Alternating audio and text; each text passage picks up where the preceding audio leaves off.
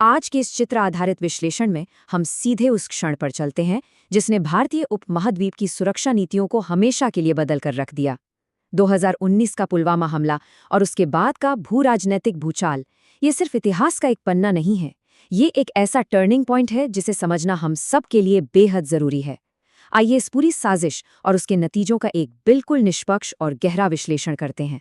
2,500 से भी ज्यादा जवान, इस आंकड़े को थोड़ा ध्यान से समझिए।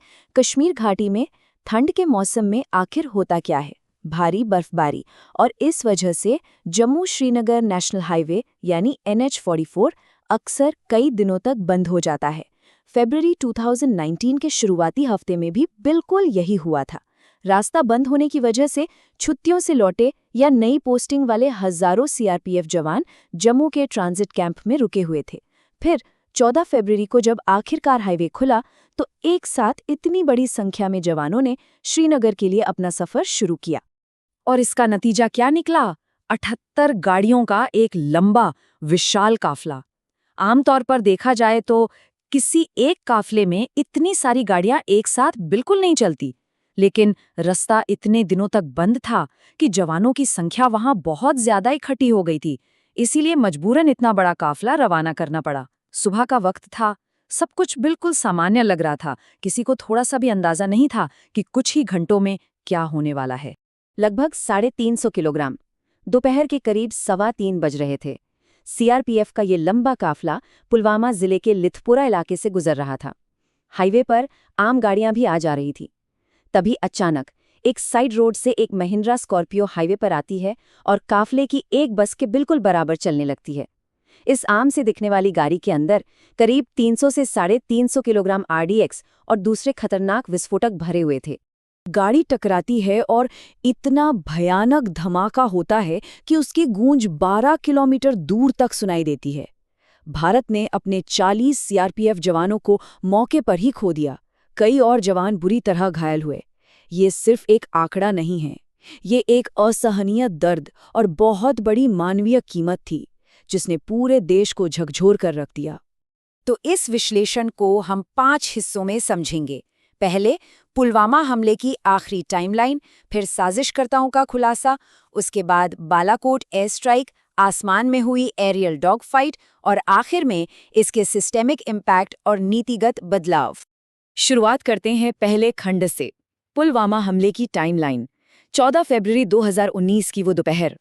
ठीक 3:30 PM पर लिथपुरा हाईवे पर आम ट्रैफिक चल रहा था और उसी भीड़ के बीच आतंकी ने अपनी विस्फोटकों से भरी उस स्कॉर्पियो को सीधा उस बस से ला टकराया जिसमें करीब 35 से 40 जवान सवार थे। इस विस्फोट की शक्ति, इसका इम्पैक्ट इतना ज्यादा था कि बस वहीं मिट्टी में मिल गई और आसपास जो दूसरी गाड़ियां थीं उनके भी परखच्चे उड़ गए। ये बिल्कुल तय था कि ये कोई हादसा नहीं था, ये एक बहुत ही डीपली प्लान्ड आतंकी हमला था। बढ़ते हैं दूसरे खंड की तरफ। साजिशकर्ताओं की पहचान।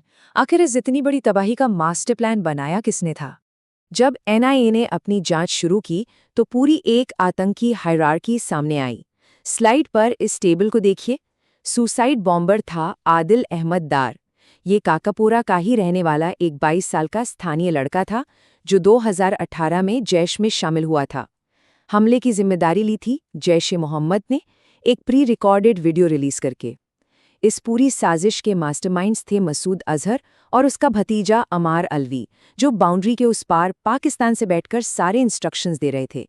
और इस प्लान को ग्राउंड पर यानी लोकली एग्जीक्यूट करने वाला शख्स था कामरान, जो कि एक पाकिस्तानी नागरिक था। ये क्रम बिल्कुल साफ दिखाता है कि यह हमला स्थानीय मोहरों और सीमा पार बैठे आकाओं का एक परफेक्ट कॉम्बिनेशन था। इस हमले की खबर जैसे ही बाहर आई, पूरे देश में एक गुस्से और शोक की लहर दौड़ गई। प्रधानमंत्री ने भी कड़े शब्दों में संकल्प लिया कि जवानों का ये बलिदान व्यर्थ नहीं जाएगा। सरकार ने बिना देरी किए 2 तरफ से एक्शन लिया। पहला, पाकिस्तान से मोस्ट फेवर्ड नेशन यानी MFN का दर्जा तुरंत वापस ले लिया गया, और दूसरा, वहां से आने वाले सभी आयातों पर सीधे 200% की कस्टम ड्यूटी लगा दी गई। एक तरह से ये उन्हें आर्थिक रूप से अलग थलग करने का देश का सबसे पहला आक्रामक कदम था। अब आता है तीसरा खंड, भारत का पलटवार। Balakot air strike. हमले के ठीक 12 दिन बाद का एक्शन। इस टाइमलाइन पर जरा गौर कीजिए, चीजें कितनी तेजी से आगे बढ़ी। 14 फरवरी को पुलवामा हमला होता है। 26 फरवरी की सुबह 3:30 बजे भारत बालाकोट एयर स्ट्राइक करता है। ठीक अगले दिन 27 फरवरी को आसमान में दोनों देशों की वायु सेनाओं के बीच एरियल डॉग फाइट होती है और 1 मार्च को विंग कमांडर अभिनंदन की वापसी होती है। महज 2 हफ्तों के अंदर स्थिति इस हद तक एस्केलेट हो गई थी कि लग रहा था 2 देशों के बीच युद्ध छिड़ सकता है। तो आखिर 26 फरवरी को हुआ क्या था? रात की ठीक 3:30 बजे इंडियन एयरफोर्स के 12 मिराज 2000 लड़ाकू विमानों ने चुपचाप लाइन ऑफ कंट्रोल को पार किया। इन विमानों ने अपने साथ Spice 2000 laser guided bombs carry किए थे। टारगेट बिल्कुल क्लियर था, पाकिस्तान के खैबर पख्तूनख्वा प्रांत के बालाकोट में मौजूद जैश-ए-मोहम्मद का सबसे बड़ा ट्रेनिंग कैंप। इस ऐतिहासिक हाईली प्रिसाइज एयर स्ट्राइक में लगभग 250 से 300 आतंकी मारे गए। पीस टाइम में, यानी बिना युद्ध घोषित हुए, सीमा पार करके इस तरह की हवाई कार्रवाई भारत ने पहली बार की थी। और इसका नतीजा हम देखते हैं चौथे खंड में। 27 फरवरी 2019 को हुई द एरियल डॉग फाइट।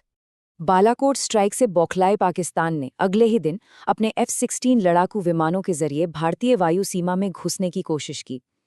यहाँ इस कंपैरिजन को देखिए। एक तरफ था पुरानी जनरेशन का भारतीय MiG-21 बाइसन विमान, जिससे विंग कमांडर अभिनंदन वर्धमान उड़ा रहे थे, और उसके ठीक सामने था पाकिस्तान का बेहद आधुनिक मॉडर्न जनरेशन का F-16 जेट। तकनीकी रूप से भले ही MiG-21 पिछड़ा हुआ था, लेकिन अभिनंदन ने अपनी क्षमता से उस एडवांस्ड F-16 को मार गिराया। ये लम्हा अपने आप में एक मिसाल बन गया कि आसमान में लड़ाई सिर्फ मशीन्स नहीं जीतती, बल्कि उन्हें उड़ाने वाले पायलट का कौशल सबसे ज्यादा मायने रखता है। हालांकि इस इंटेंस लड़ाई के दौरान विंग कमांडर अभिनंदन का विमान क्रैश हो गया और वो POK के हिस्से में जा गिरे, जहां उन्हें पकड़ लिया गया। लेकिन भारत की तरफ से बनाए गए भारी राजनीतिक दबाव और अंतर्राष्ट्रीय युद्ध के खतरे ने अपना काम किया। पाकिस्तान को मजबूर होकर 1 मार्च 2019 को उन्हें सही सलामत भारत को सौंपना पड़ा। ये दोनों देशों के बीच चल रहे इस तगड़े तनाव का सबसे क्लाइमैक्टिक मोमेंट था। आखिर में आते हैं 5वें खंड पर, systemic impact and policy changes. इस एक घटना ने सुरक्षा प्रणालियों को कैसे बदला?